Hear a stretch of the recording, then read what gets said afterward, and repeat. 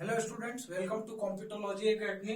और आज हम लोग देखेंगे कि जो आज शनिवार को जो चीन और ईरान के बीच में समझौता हुआ है वो भारत के लिए क्यों कूटनीतिक झटका है, बहुत बड़ा कूटनीतिक झटका है। तो आज शनिवार को जो है 27 मार्च को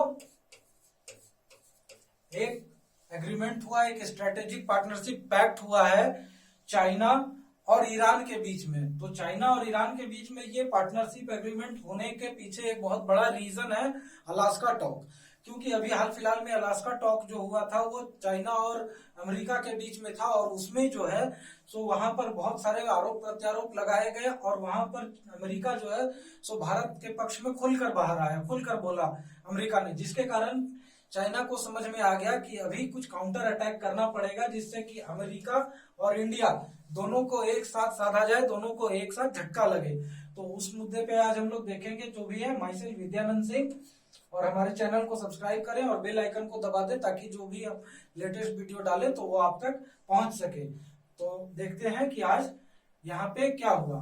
तो जो चाइना के फॉरेन मिनिस्टर हैं वांग यी और जावेद जकीर जो है ईरान के फॉरेन मिनिस्टर, ये दोनों ने आज एक पैक्ट साइन किया जो कि 3 पॉइंट्स पैक्ट था, जो कि पॉलिटिकल था, political economic agreement plus strategic partnership. तो ये 3 मुद्दों पर जो है सो पार्टनरशिप का एक एग्रीमेंट साइन हुआ है, जो कि 25 इयर्स लॉन्ग टर्म अग्रीमेंट है। और इसकी पृष्ठभूमि बहुत पहले से तैयार हो रही थी। ऐसा नहीं है कि वहां पे अलास्का में चाइना को झटका लगा और वो तुरंत आए ईरान के पास और इन्होंने आकर एग्रीमेंट कर लिया। इसकी पृष्ठभूमि बहुत पहले से तैयार हो रही थी। उसके पीछे का एक सबसे बड़ा रीजन था कि जो 2018 में ट्रंप एडमिनिस्ट्रेशन ने ईरान पे जो है सो सैंक्शंस लगाया, उन्होंने न्यूक्लियर डील जो हुई थी साइन, उसको रद्द कर दिया, और उसके बाद जो है सो इन पर न्यूक्लियर एक्टिविटी और न्यूक्लियर रिसर्च के लिए फिर से सैंक्शन लगा दिए। तो ईरान पे जो सैंक्शन लगे, जो न्यूक्लियर डील हुई थी वो G5+1, ये जो थे सो लोग थे निगोशिएट कर रहे थे ईरान के साथ। इसमें G5 जो कंट्रीज थे वो यूएन सिक्योरिटी काउंसिल के परमानेंट मेंबर्स हैं, जो कि यूएसए, फ्रांस, ब्रिटेन, रसिया और चाइना थे। +1 में जर्मनी था।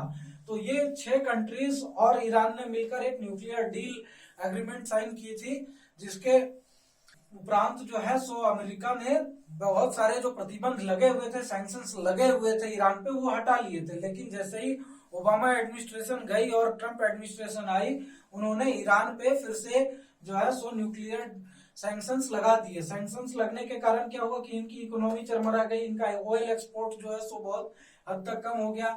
ऐसी सिचुएशन में क्या हुआ कि इंडिया ने भी जो है, इंडिया फिर भी जो है सो ईरान से तेल लेता तो रहा, कच्चा तेल, बट उसकी जो क्वांटिटी है बहुत कम कर दी। तो इसके कारण भी जो है सो इंडिया पर से इन लोगों का थोड़ा सा ट्रस्ट डेफिसिट हुआ। बट इंडिया का है कि वो किसी भी एक कंट्री के साथ जो है सो ज्यादा ये अटैच नहीं होता है, क्योंकि इंडिया को भी अपने हित देखने हैं।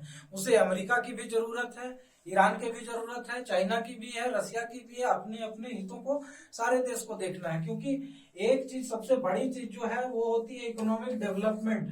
तो अगर इकोनॉमी किसी कंट्री की गड़बड़ा रही है तो वो सबसे पहले खुद की देखेगा, इकोनॉमी को संभालेगा, ना कि वो दूसरे देशों को संभालता फिरेगा। तो इशू यहाँ पे वही हुआ कि अभी जो बेसिकली जो वार चल रही है चाइना और अमेरिका के बीच में, एक तरह से शीत युद्ध का सिचुएशन बना हुआ है।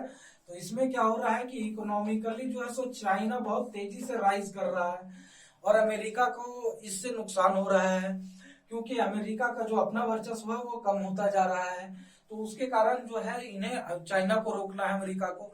और चाइना का जो है सो खुद का जो बेल्ट एंड रोड इनिशिएटिव है, $1 ट्रिलियन एक प्रोजेक्ट है वो, तो उसके थ्रू ये जो है सो अपना वर्चस्व कायम करना चाह रहे हैं। क्योंकि ये अगर बेल्ट एंड रोड इनिशिएटिव को सक्सेसफुली इंप्लीमेंट कर लेते हैं तो इनकी जो इकोनॉमिक स्ट्रेंथ है, इनका जो इकोनॉमिक इंपेरियलिज्म है, वो बहुत हद तक पूरे विश्व में बढ़ जाएगा, जिससे कि अमेरिका का जो वर्चस्व है वो घटता चला जाएगा। तो यहाँ पर ये चीजें हुई, सारा कुछ जो है सो इंडिया को साधने के लिए प्लस अमेरिका को साधने के लिए, क्योंकि चाइना भी जो है सो अमेरिका से अगेंस्ट रहता है।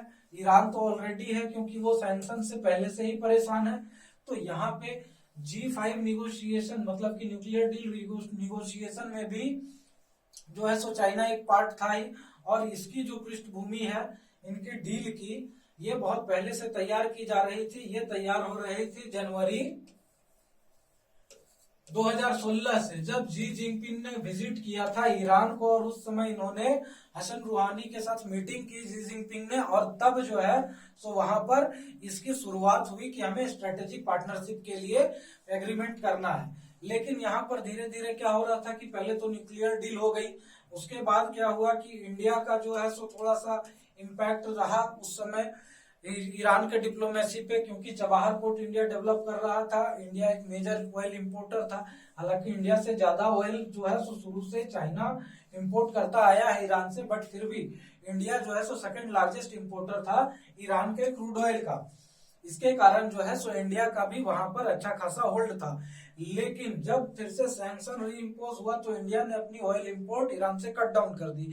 उसके कारण क्या हुआ कि चाइना का जो है सो यहाँ पे ज्यादा एफिनिटी बढ़ गया, उनकी नजदीकियां बढ़ गई ईरान के साथ, और उसके कारण क्या है कि ये निगोशिएशन 2016 से चलता रहा और अब जाकर ये फाइनलाइज हुआ है।